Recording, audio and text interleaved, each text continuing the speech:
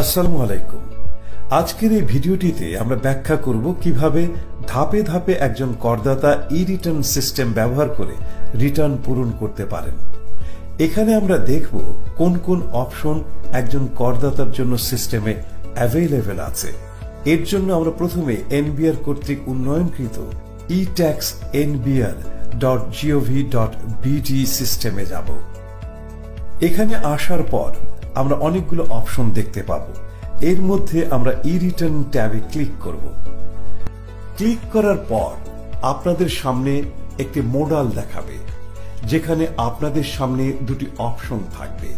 এর মধ্যে একটি হলো আই এম অলরেডি রেজিস্টার্ড এবং আরেকটি হলো I am not yet registered.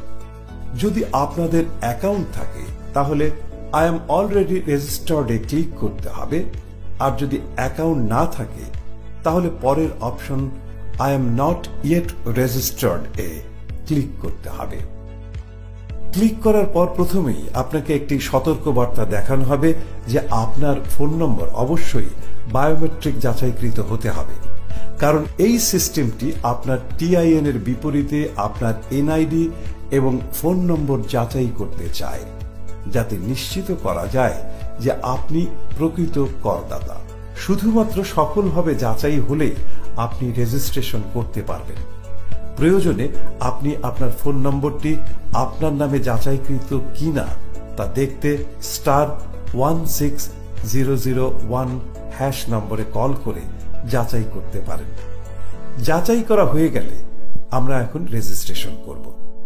রেজিস্ট্রেশনে আপনার টিআইএন নম্বর এবং বায়োমেট্রিক এনআইডি দিয়ে যাচাইকৃত ফোন নম্বরটি পূরণ করবেন এবং ক্যাপচা পূরণ করে ভেরিফাই বাটনে ক্লিক করলে আপনার নম্বরে একটি ওটিপি পাঠানো হবে।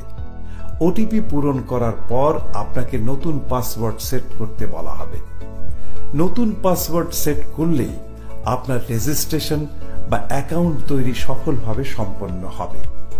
যদি এরপরেও কোনো সমস্যা মনে হয় তবে উপরে কিভাবে রেজিস্ট্রেশন করবেন, কিভাবে ট্যাক্স রিটার্ন জমা দেবেন, অনলাইনে ট্যাক্স সার্টিফিকেশন পাওয়ার উপায়, এগুলোর ভিডিও দেখে নিতে পারেন।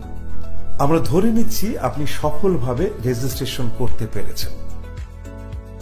এবার আমাদের সিস্টেমে লগ ইন করতে হবে। আমার কাছে একটি টিআইএন এবং একটি পাসওয়ার্ড আছে, আমি তা ব্যবহার করেই আজ লগ ইন করব। আপনারা আপনাদের টিআইএন এবং পাসওয়ার্ড দিয়ে লগ ইন করবেন। ক্যাপচাটি আমাদের খুব সতর্কতার সাথে পূরণ করতে হবে। যদি ভুল করি তাহলে লগ